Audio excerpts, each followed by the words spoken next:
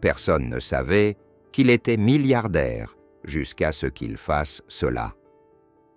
Au cœur d'un village africain oublié, la vie était simple. Les habitants d'Oduma vivaient paisiblement, en cultivant leurs terres, racontant des histoires sous la lune et célébrant les petites joies. Tout le monde connaissait tout le monde, et rien ne restait jamais secret longtemps. Mais un jour, un étranger arriva et tout changea. Il vint à pied, habillé en civil, ne portant qu'un petit sac. Son nom était Gide. Il ressemblait à n'importe quel autre voyageur, avec de la poussière sur ses pieds et une attitude calme. Il parlait peu, mais quand il le faisait, sa voix avait du poids. Les villageois étaient à la fois curieux et prudents. Gide loua une petite hutte au bord du village, près de la rivière, et passa la plupart de son temps à observer le monde autour de lui. Il ne parlait jamais de son passé, ni de la raison de sa présence à Oduma. Pourtant, il se montrait serviable. Il aidait dans les champs, travaillait avec le forgeron et écoutait attentivement les anciens pendant leur veillée. Mais quelque chose chez lui semblait différent. Il avait les mains d'un homme qui n'avait jamais vraiment travaillé. Pourtant, il œuvrait plus dur que quiconque. Il écoutait plus qu'il ne parlait. Et quand il prenait la parole, ses mots étaient empreints de sagesse. Les femmes chuchotaient à son sujet. On disait qu'il était fort et qu'il dégageait une présence qui imposait le respect. Certains pensaient qu'il cachait un secret, d'autres croyaient qu'il était simplement une âme en quête de paix. Mais personne, pas même l'aîné le plus sage, ne pouvait deviner la vérité. Un soir, alors que le soleil disparaissait à l'horizon, Gide fit quelque chose qui allait tout changer. Le village d'Oduma était animé par des rires doux et des conversations tranquilles. Les enfants jouaient près des anciens qui partageaient leurs souvenirs du passé. Gide écoutait comme toujours, silencieux, mais ce soir-là, l'atmosphère était différente. Tout commença avec Maman Ngozi, la doyenne du village. Elle peinait à porter un lourd pot d'eau du puits. Sans hésitation, Gide se leva et lui prit le pot des mains, avec une facilité surprenante. La vieille femme le regarda avec surprise, puis hocha la tête en signe de gratitude. « Tu as la force d'un guerrier ?» murmura-t-elle en l'observant attentivement. Ce moment changea quelque chose dans la perception des villageois. Puis vint le deuxième signe. Un jeune garçon nommé Obi était malade depuis des semaines. Sa mère, désespérée, avait tout essayé. Les herbes, les incantations des guérisseurs. Mais rien ne fonctionnait. Ce soir-là, alors qu'elle veillait son fils près du feu, les yeux emplis de chagrin, Gide s'approcha silencieusement. Il s'agenouilla près du garçon, posa une main sur son front et ferma les yeux. Puis il sortit une petite bouteille rare et versa une goutte d'un liquide doré sur la langue d'Obi, murmurant une prière à voix basse. L'air autour d'eux sembla changer, devenir plus lourd, presque sacré. Au matin, Obi était assis mangeant et riant. La maladie avait disparu. Les murmures se répandirent dans tout le village comme une traînée de poudre. Qui est cet homme? D'où vient-il? Peut-il être un grand guérisseur? Un prince perdu?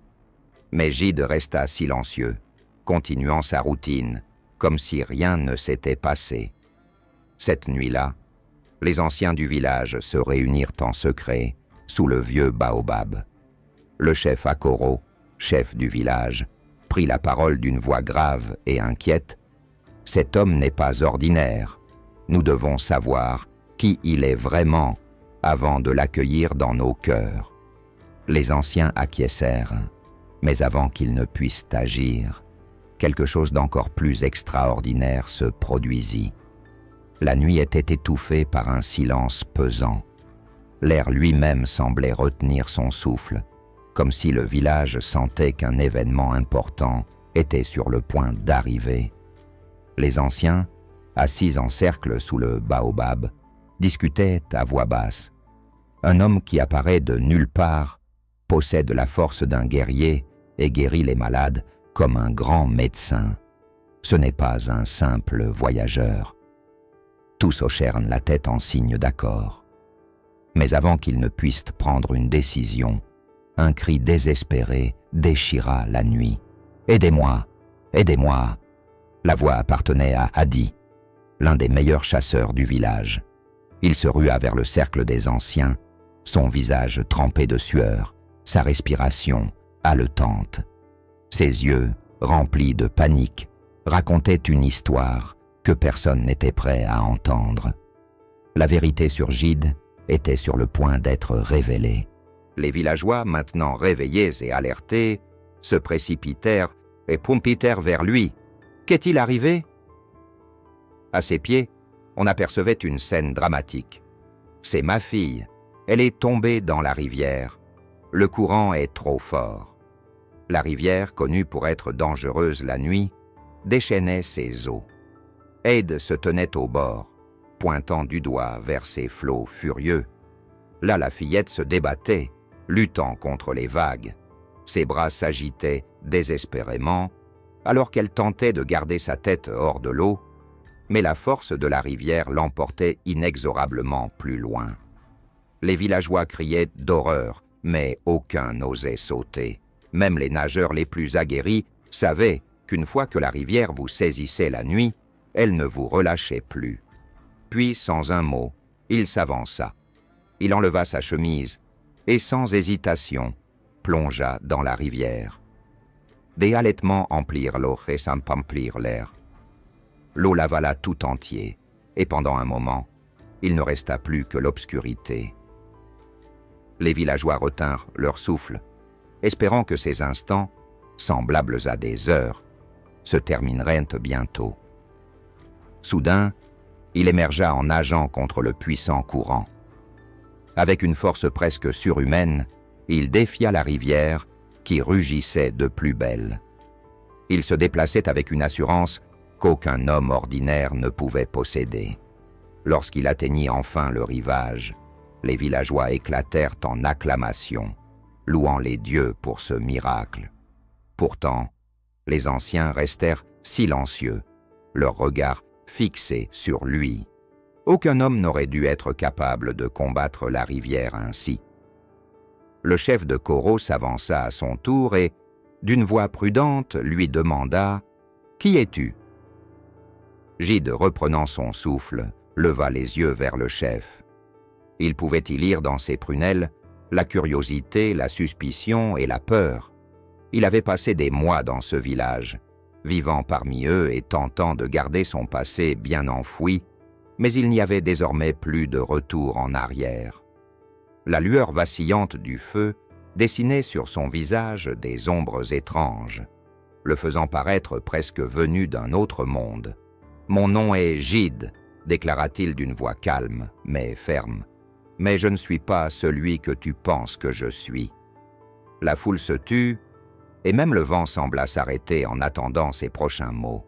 « Je ne suis pas né dans un petit village. Je n'ai pas grandi en cultivant la terre ou en chassant dans les forêts, » poursuivit-il après avoir pris une profonde inspiration. « Je suis le fils d'un homme dont le nom est chuchoté dans les villes, dans les villages. » L'annonce résonna dans le silence pesant, tandis que chacun réfléchissait au mystère que venait d'éveiller Gide, un homme de grande richesse et de pouvoir. Mais je me suis éloigné de cette vie. Des murmures se répandirent dans la foule. « Chef, pourquoi? Pourquoi un homme laisserait-il derrière lui la richesse ?» demanda-t-on. « Parce que l'argent n'apporte pas la paix. Mon père a construit un empire et est mort, continua-t-il. Il m'a appris à gérer la richesse, à contrôler les entreprises, à faire fortune, mais il ne m'a jamais appris à être heureux.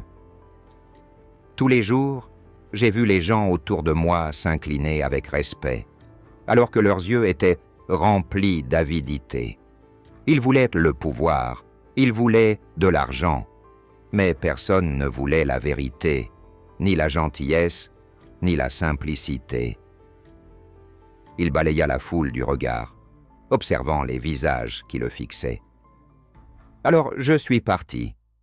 Je me suis éloigné du monde de l'or et de l'argent, et je suis venu ici pour trouver quelque chose de réel. Il a expiré, et je l'ai trouvé. Les villages restèrent dans un silence stupéfait pendant des mois. Ils l'avaient vu, d'abord comme un simple voyageur, un homme sans passé, mais désormais, debout devant eux, il était quelqu'un de complètement différent. Maman Ngozi s'avança en l'écoutant, ses yeux emplis de la sagesse des anciens. « Alors, tout ce temps, tu as été un homme riche, se cachant dans la plaine ?» demanda-t-elle doucement, esquissant un léger sourire. « Un homme riche, oui, mais me voilà, juste mort, » répondit-il. Le chef de Koro l'étudia longuement, puis hocha la tête. « Vous avez sauvé un enfant ce soir, un enfant dont la voix porte plus fort que la richesse. » Peu à peu, les villages se mirent à sourire. Ils avaient décraint l'inconnu, mais maintenant, ils voyaient en lui mort non plus seulement un étranger, mais l'un d'eux. Pourtant, alors que la nuit s'installait, Morte savait que révéler son secret ne serait pas la fin de son histoire. Ce n'était que le début. Le village d'Oduma avait changé. Les gens ne chuchotaient ni plus à propos de Morte, comme s'il était un mystérieux étranger. Ils le considéraient désormais comme quelque chose de plus. Cependant, un sentiment d'inachevé persistait. Les jours où les anciens l'observaient attentivement, tentant de comprendre la nature de l'homme qu'il était vraiment, ils avaient accepté sa présence, mais tous ne croyaient pas qu'on pouvait lui faire confiance. Le chef Akoro convoqua une réunion secrète un soir, en invitant seulement les membres les plus âgés et les plus sages du village. Pouvons-nous lui faire confiance? Un homme qui cache son passé pourrait aussi dissimuler ses intentions. Les anciens murmurèrent leur accord. Mama Ngozi, habituellement abattue par ces paroles, s'éclaircissait au la gorge. La confiance n'est pas donnée gratuitement, elle doit être gagnée. Si Gide considère véritablement Oduma comme chez lui, laissons Morte le prouver, déclara l'un des anciens. Mama sourit, complice. 2 jours plus tard, le village se rassembla dans la clairière près du grand baobab. Les anciens se tenaient au centre, tandis que les villageois regardaient de loin, chuchotant entre eux. Devant eux se tenait Mort, le visage calme mais alerte.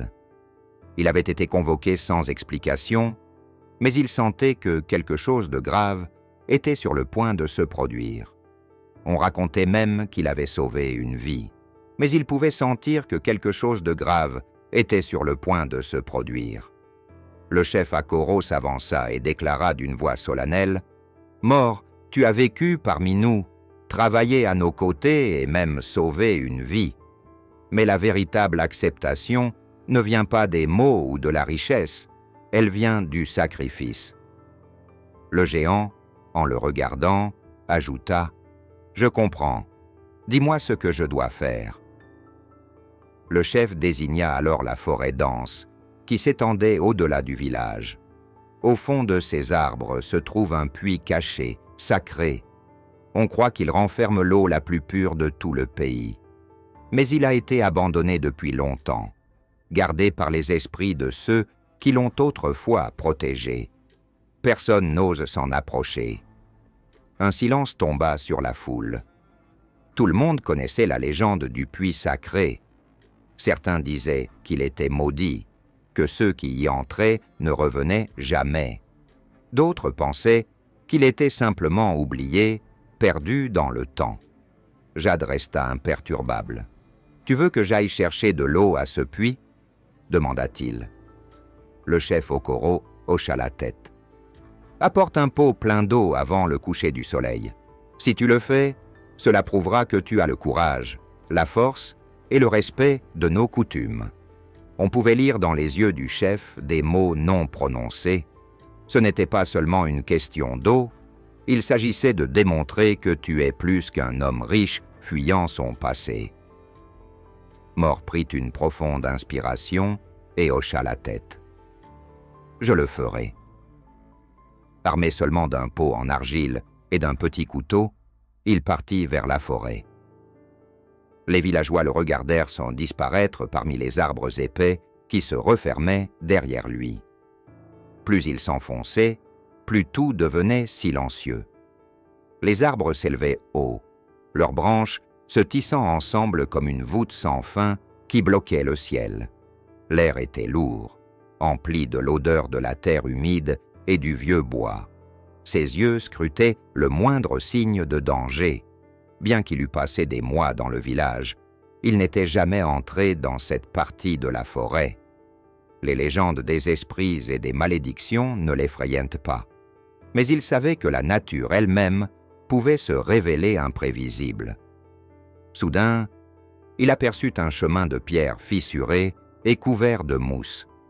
Il le suivit, sentant le sol vibrer légèrement sous ses pas, comme s'il marchait sur quelque chose d'ancien.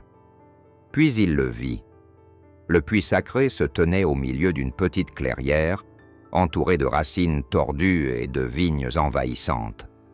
La pierre, usée et patinée par le temps, contrastait avec l'aspect intact, quoique séché, du puits lui-même. Prudemment, il s'approcha, abaissa le pot en argile et le plongea dans l'eau, le remplissant à ras-bord. La tâche était simple, presque trop simple, lorsqu'il l'entendit. Un murmure bas et lointain se fit entendre. Il se tourna brusquement, scrutant les arbres, mais ne distingua rien. Puis le murmure se fit entendre à nouveau, cette fois plus près, et un frisson le parcourut. Il se retourna, scruta les environs, mais ne vit rien. Le murmure revint, cette fois plus près. Un frisson parcourut sa colonne vertébrale, et son instinct lui dit qu'il n'était pas seul. Il resserra sa prise sur le pot d'argile et fit un pas en arrière, prêt à fuir. Mais alors qu'il se retournait, quelque chose bougea dans l'ombre. Une silhouette grande, mince et presque translucide se tenait entre lui et le chemin du retour au village. La silhouette ne s'approcha pas. Elle se contenta de rester là, à le fixer. Puis Siamtetto, d'une voix qui semblait résonner à travers les arbres, elle dit « Pourquoi cherches-tu l'eau séchée ?»« C'est pour prouver ma place parmi mon peuple, » répondit Gide d'une voix calme mais déterminée. La silhouette incline la tête. « Sont-ils ton peuple ?» Gide hésita un instant, puis avec certitude, il répondit « Oui ». Le silence s'installa. Les chuchotements, auparavant menaçants, se faisaient désormais approbateurs. Le soleil commençait à se coucher lorsque Gide émergea de la forêt. Les villageois, haletants et aux yeux écarquillés de choc, l'observaient, couvert de sueur et de saleté. Il était indemne, et plus important encore, il tenait un pot plein d'eau. Il se dirigea directement vers le chef Akoro et posa le pot à ses pieds, l'eau comme demandé. Le chef prit un long moment pour le regarder, puis, sans un mot, il souleva le pot et en versa un peu sur le sol, signe d'acceptation de l'offrande à la terre. « Les esprits vous ont testé et vous êtes revenus. Ce village est maintenant votre maison, » déclara-t-il. Un rugissement d'acclamation éclata de la foule. Les hommes hochèrent la tête en signe de respect. Lorsqu'il passa, les enfants coururent vers lui avec enthousiasme et les femmes chuchotèrent à son sujet avec admiration. Il ne se préoccupait guère de l'attention. Ce qui comptait pour lui, c'était que, pour la première fois de sa vie, il se sentait vraiment chez lui. Mais juste au moment où la paix semblait s'installer en lui, quelque chose d'inattendu se produisit. Un soir, alors que Judd était assis devant sa petite hutte à regarder les étoiles, le chef Okoro arriva. Le visage du vieil homme était sérieux, mais une douceur se lisait dans ses yeux. Il portait un sac en bois et une petite pochette en cuir. « Marche avec moi », dit le chef. Sans plus de paroles, Gide hocha la tête et suivit le vieil homme. Ils s'enfoncèrent dans le silence des feux rougeoyants et dans le rire des familles, non seulement par des mots, mais par des actions. Vous avez sauvé un enfant, vous avez affronté les esprits du puits sacré, et vous avez vécu parmi nous avec honneur, continua le chef, avant de se taire pour écouter attentivement. Le chef Akoro tendit alors la pochette en cuir à Gide. « Cela vous appartient désormais. » Hésitant, Gide la prit et l'ouvrit. À l'intérieur se trouvait une seule clé, vieille et lourde, en or, marquée par le temps. « À quoi cela sert-il » demanda-t-il perplexe. Le chef sourit légèrement. « Il y a quelque chose que nous ne vous avons pas encore révélé à propos de ce village, quelque chose que seuls quelques-uns d'entre nous connaissent. Vous pouvez sentir que ce n'est pas un cadeau ordinaire. Suivez-moi, dit le chef. Ils marchèrent pendant plusieurs minutes jusqu'à atteindre une partie du village jusque-là inconnue de Gide, une vieille cabane de stockage, couverte de vignes et de poussière. Le chef lui fit signe d'utiliser la clé. Il l'inséra dans la serrure rouillée et la tourna. La porte s'ouvrit en grinçant. Ce qu'il vit à l'intérieur le laissa sans voix. La cabane renfermait des coffres en bois empilés les uns sur les autres, certains à moitié ouverts, révélant en leur sein des objets anciens et mystérieux qui semblaient raconter l'histoire oubliée d'Oduma, révélant un trésor qui faisait battre le cœur de Gide. De l'or, du vrai or, pas seulement un peu plus que ce qu'il avait jamais vu de sa vie, des tas de pièces d'or, des bijoux, des artefacts, tous intacts depuis ce qui semblait être des décennies. « Tournez-vous vers le chef. » Le chef, d'une voix grave, déclara « Le secret d'Oduma. » Gide effleura du bout des doigts un vieux masque doré exposé sur l'un des coffres. Il y a de nombreuses années, bien avant votre arrivée, ce village n'était pas seulement constitué de terres agricoles et d'une vie simple. Nous étions autrefois des commerçants, traitant de l'or, du tissu et des épices. Une grande richesse s'accompagne de grands dangers. Le chef poursuivit « Nos richesses ont fait de nous une cible, des bandits, des seigneurs de guerre, voire des envahisseurs étrangers. Ils sont tous venus pour nous dérober ce qui nous appartenait. Alors nos ancêtres ont pris une décision radicale. Ils ont tout frappé, enterré nos trésors dans des lieux que seuls les anciens connaissaient, et ont permis au monde de les oublier. » Gide passa une main dans ses cheveux, l'esprit tourmenté. Le chef hocha la tête avec gravité. « La richesse détruit Gide. Regardez ce qu'elle a fait au monde extérieur à ce village. La cupidité empoisonne l'âme. Nous avons choisi la paix plutôt que l'or. » Gide, qui avait lui-même quitté une vie de richesse pour fuir le poison de l'argent, se retrouva maintenant devant ce trésor caché à un carrefour. « Pourquoi me montres-tu cela ?» demanda-t-il, la voix emplie d'interrogation. L'expression du chef devint sérieuse. « Parce que tu es maintenant l'un des nôtres. Je vois en toi un homme qui connaît la valeur de la richesse, mais qui n'est pas consumé par elle. » Gide avala difficilement. Toute sa vie, il avait tenté d'échapper à l'argent pour se retrouver ironiquement face à lui-même. « Que veux-tu que je fasse ?» demanda-t-il. « Où dois-je remettre ce fardeau? Aide-nous, car le monde change. Un jour, nous devrons peut-être utiliser cet or, non pas pour satisfaire une cupidité insatiable, mais pour assumer une responsabilité. » Il jeta un regard autour de lui, sur l'or, puis se tourna à nouveau vers le chef. « Je ferai ce qui est juste, » déclara-t-il finalement. Le chef hocha la tête, satisfait. « Alors, tu es vraiment l'un des nôtres. » Pourtant, au fond de Gide, il savait que ce n'était que le début. Depuis des jours, il ne cessait de penser à ce qui se cachait sous le village d'Odouma, au poids de la responsabilité désormais posée sur ses épaules. Toute sa vie, il avait fui la richesse pour finalement se retrouver dans un lieu où celle-ci avait été délibérément enterrée.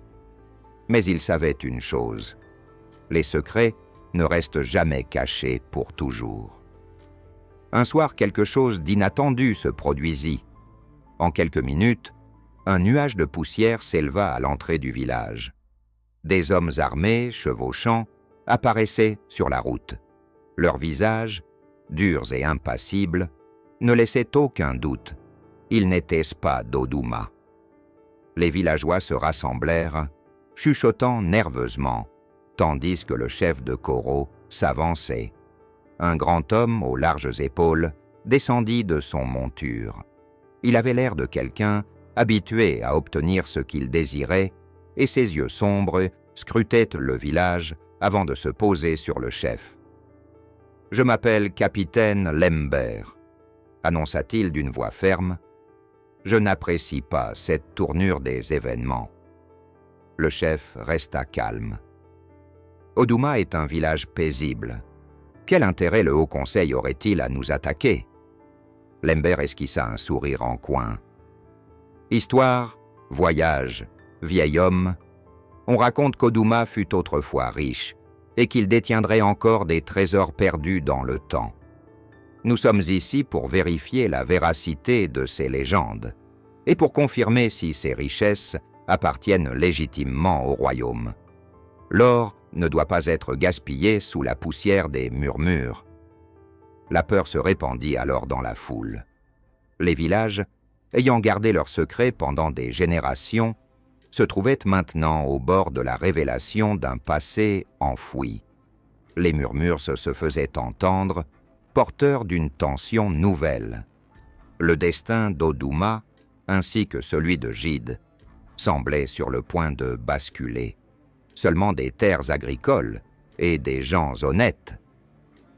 Le sourire narquois du capitaine se dissipa alors qu'il rétorquait « Ça ne vous dérange pas si nous cherchons la course mentale du village. » Il n'avait aucun doute que si ces hommes découvraient l'or, Odouma ne serait plus jamais le même. La cupidité inonderait tout, telle une maladie destructrice. Le village, qui avait protégé ses secrets pendant si longtemps, devait agir. Gide fit un pas en avant, se forçant à paraître calme. « Capitaine, puis-je vous parler en privé ?» demanda-t-il, haussant un sourcil. Le capitaine hocha la tête et le suivit jusqu'au bord du village, loin des oreilles indiscrètes. Gide prit une lente inspiration avant de parler. « Rappelez-vous, je ne l'ai pas nié. Il est mort. » Puis, baissant encore la voix, il ajouta « Mais dites-moi, pensez-vous vraiment que les anciens auraient laissé l'or enterré toutes ces années? Pensez-vous qu'ils l'auraient laissé intact, pillé par les commerçants il y a des décennies? Ce qui reste n'est que poussière et vieux souvenirs. » Le capitaine étudia attentivement ces paroles, misant tout sur ce mensonge. Finalement, il expira. « Si vous mentez, je reviendrai. » Après un long moment, il tourna les talons, empli d'émotions contradictoires envers ses hommes. Bientôt, les soldats montèrent sur leurs chevaux et s'éloignèrent. Une fois partis, le village éclata dans une célébration silencieuse. Il l'avait fait. Pour l'instant, il avait su préserver le secret d'Odouma. Il l'avait fait. Il avait, pour l'instant, gardé le secret d'Odouma. Cette nuit-là, les anciens se rassemblèrent une fois de plus. Mais cette fois, aucun doute ne perçait dans leur voix. Ce n'était pas par cupidité ni par soif de pouvoir, mais dans le but de construire un avenir où Odouma serait assez fort pour se protéger lui-même. Nous devons transformer notre secret en notre force, déclarèrent-ils en échangeant des regards lourds de sens, puis en hochant lentement la tête. Ainsi, sous l'œil vigilant des étoiles, l'avenir d'Oduma fut décidé. Un géant était venu au village en tant qu'étranger, et il y demeurerait en tant que protecteur. Bientôt le monde connaîtrait le nom d'Adam, ou peut-être ne connaîtrait-il jamais Oduma, que comme le village oublié. Si vous avez aimé cette vidéo et que vous souhaitez en voir plus, veuillez soutenir ma chaîne en vous abonnant. Votre aide permettra de continuer à faire venir ces vidéos.